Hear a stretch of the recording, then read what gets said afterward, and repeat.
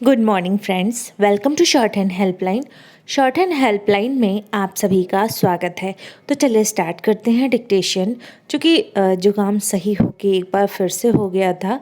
I hope अभी थोड़ा सा घरेलू उपचार के बाद थोड़ा सही है। बीच में अगर डिस्टर्बेंस ना हुआ तो डिक्टेशन अपलोड हो जाएगा, क्योंकि बहुत बार मैंने ट्राई किया अपलोड करने का बट अपलोड नहीं हो पाया। बीच में डिस्टर्ब हो गया था, या वॉइस रुक जाती है या फिर कोई और प्रॉब्लम हो जाता है, तो उस वीडियो को हम अपलोड नहीं करते हैं। तो चलिए, होपफुली ये डिक्टेशन अपलोड हो जाएगी, क्योंकि थोड़ा सा जुकाम सही हुआ है और अब सही होगा या फिर अब सही हो जाएगा, क्योंकि इतना दिन तक नहीं रहता है। और घरेलू उपचार बहुत कर लिया है, लाइक विक्स को पानी में डाल के भाप लेना और अदरक वाली चाय पीना। इसके अलावा कोई और घरेलू उपचार आपको पता हो तो नीचे कमेंट बॉक्स में ज़रूर बताएं, ताकि मेरा जुकाम जल्दी से जल्दी सही हो सके।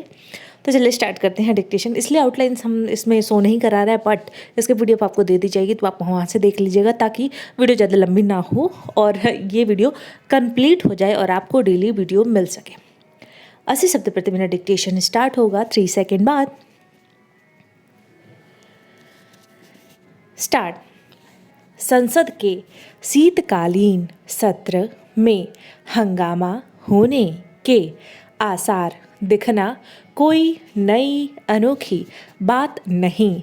अब संसद के प्रत्येक सत्र के पहले ऐसे ही समाचार आते हैं कि सदन में हंगामा देखने को मिल सकता है। कई बार संसद में हंगामा ही अधिक होता है और काम कम। यह सिलसिला तब तक कायम रहेगा जब तक सत्ता पक्ष और विपक्ष यह नहीं समझते कि संसद सार्थक संवाद का मंच है, न कि हल्ला एवं हंगामा करने का अथवा टीवी कैमरों के सामने नारे लिखी तल्खियां लहराने का पैरा। संसद में राष्ट्रीय महत्व के विषयों पर व्यापक विचार विमर्श होना चाहिए, ताकि देश को कोई दिशा मिल सके। लेकिन इसके स्थान पर आरोप प्रत्यारोप अधिक होता है। कई बार तो इसे लेकर गतिरोध कायम हो जाता है कि पहले किस विषय पर बहस हो और किन नियमों के तहत। कहना कठिन है कि संसद के मानसून सत्र में क्या होगा, लेकिन अच्छा यह होगा कि राजनीतिक दल उन देशों की संसद में होने वाली कार्यवाही को अपना आदर्श बनाएं, जहां प्रत्येक विषय पर धीर गंभीर बहस होती है। आखिर अपने देश में अमेरिका और ब्रिटेन की संसद की तरह से बहस क्यों नहीं हो सकती?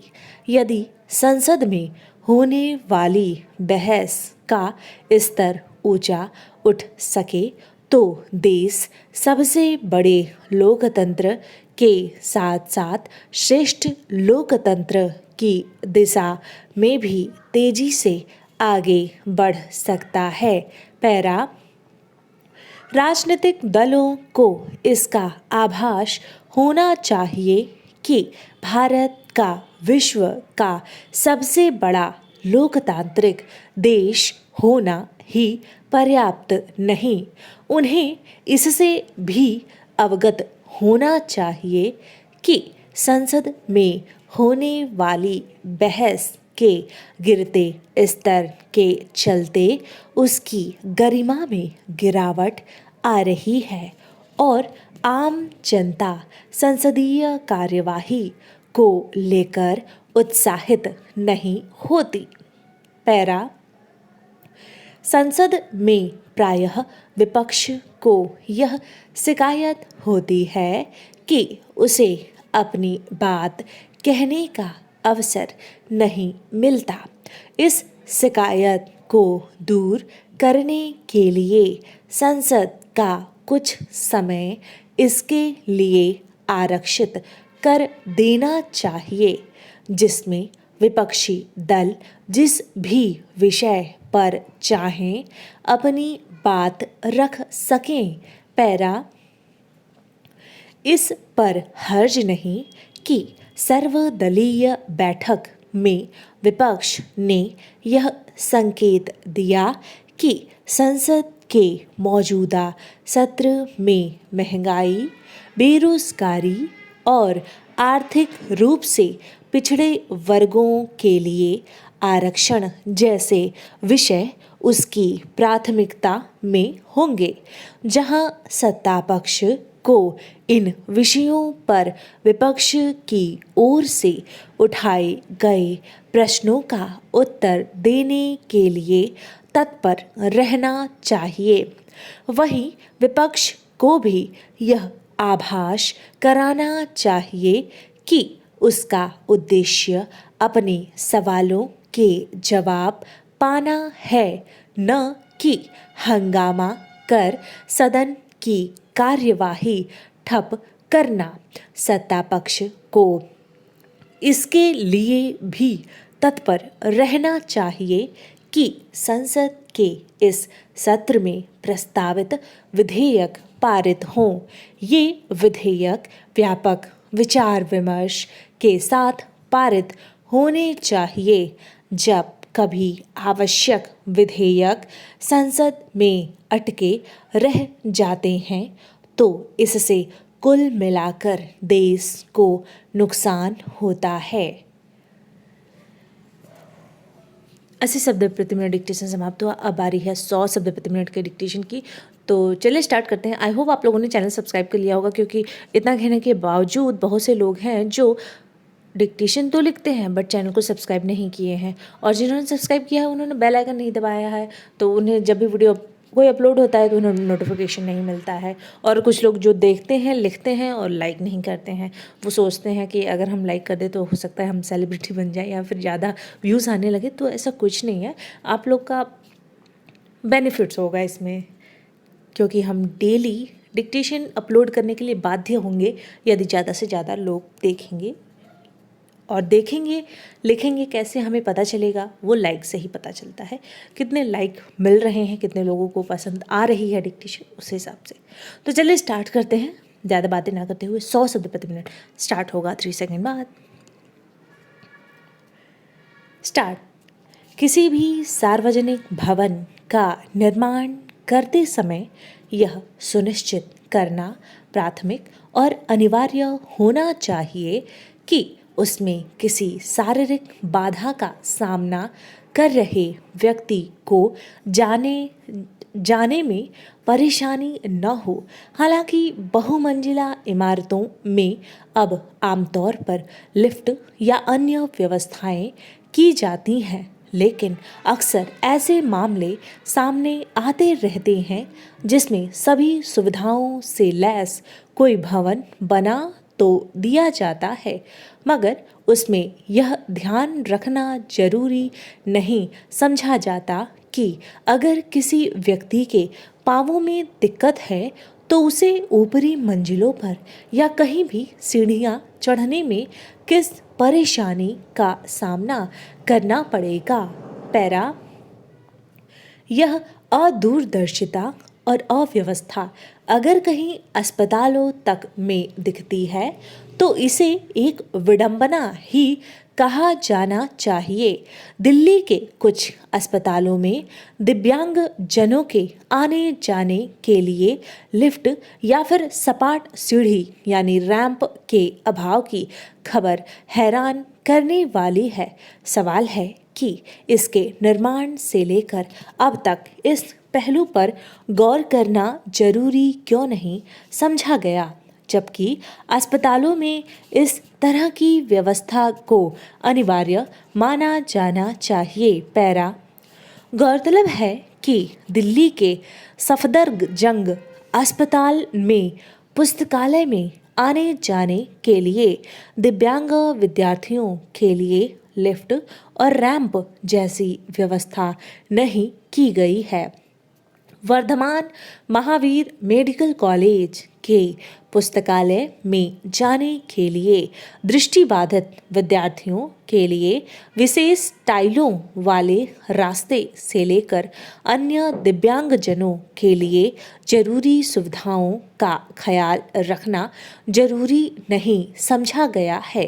पैरा इसी तरह दिल्ली के जाने माने अस्पताल अखिल भारतीय आयुर्विज्ञान संस्थान में दिव्यांगों के लिए अनुकूल शौचालय और अन्य सुविधाओं का अभाव है। किसी अस्पताल में लिफ्ट या रैंप के लिए जगह तो निर्धारित है, मगर सालों से यह सुविधा अधर में लटकी हुई है। इस वजह से किसी तरह की दिव्यांगता से दो चार विद्यार्थियों को कैसी परेशानी से गुजरना पड़ता होगा, यह समझा जा सकता है। यूं सरकारों का दावा हमेशा यही रहता है कि वह समूची आबादी का ख्याल रखने के लिए हर संभव प्रयास करती है, मगर ऐसे दावों की हकीकत जमीन पर कुछ और ही होती है। पैरा दिव्यांगजन अधिकार अधिनियम 2016 में सभी इमारतों को इस दायरे में आने वाले लोगों के लिए सुलभ और अनुकूल बनाने के मद्देनज़र 5 साल की समय सीमा दी गई थी। लेकिन अगर आज भी इस मसले पर आधे अधूरे ढंग से काम हुआ है और इसका खामियाजा दिव्यांग लोगों को उठाना पड़ रहा है, तो इसके लिए कौन जिम्मेदार है। पैरा विचित्र है कि दिल्ली देश की राजधानी है और यहाँ के अस्पतालों सहित सभी सार्वजनिक भवन या तो दिल्ली सरकार के तहत आते हैं या फिर केंद्र सरकार के। सभी लोगों को स्वास्थ्य सुविधाएं मुहैया कराने को सर्वोच्च प्राथमिकता देने के मामले में दोनों ही सरकारें बढ़ चढ़कर अक्सर दावे करती रहती हैं, लेकिन क्या कभी इन दावों में यह चिंता भी शामिल रहती है कि अस्पतालों में इलाज के लिए आने वालों से लेकर खुद उस परिसर में कामकाज करने वाले लोग भी किसी शारीरिक असुविधा का सामना कर रहे होंगे। पैरा और उनके लिए विशेष व्यवस्था भी प्राथमिक होना चाहिए। यूं बहुत सारी सार्वजनिक इमारतों में अलग से लिफ्ट या सपाट सीढ़ियों की व्यवस्था की गई है, लेकिन आज भी ऐसी तमाम जगहें हैं जहां इसके अभाव में दिव्यांगजनों को दिक्कतें उठानी पड़ती हैं। खासतौर पर अस्पतालों में यह सुनिश्चित किया जाना चाहिए कि वहाँ नियमित कामकाज या फिर इलाज के लिए आने जाने वाले तमाम लोगों के साथ साथ दिव्यांगजनों को भी कोई दिक्कत न हो, उनके अनुकूल सुविधाओं की व्यवस्था की जाए। डिक्टेशन समाप्त हुआ। मिलते हैं नेक्स्ट वीडियो में। टिल देन आप लोग अपना और अपनी फैमिली का ख्याल रखिए और प्लीज़ प्लीज़ प्लीज़ चैनल को सब्सक्राइब कर लीजिए और बेल आइकन को दबाना बिल्कुल भी ना भूलिए। और यदि आप कोई एग्ज़ाम स्पेशल तैयारी कर रहे हैं तो हम आपको फिर से रिमाइंड कराना चाहते हैं कि जैसे Bihar civil court, Allahabad high court या फिर कुछ भी स्टेनो रिलेटेड एग्ज़ाम SSC या D की तैयारी कर रहे हैं तो आप हमारी पेड बैच को ज्वाइन कर सकते हैं। ज्वाइन करने का एक फ़ायदा ये होगा कि आपको डेली डिक्टेशन तो मिलता ही है, डेली आप अपना आकलन कर पाएंगे कि आप डे बाय डे क्या इम्प्रूव कर रहे हैं।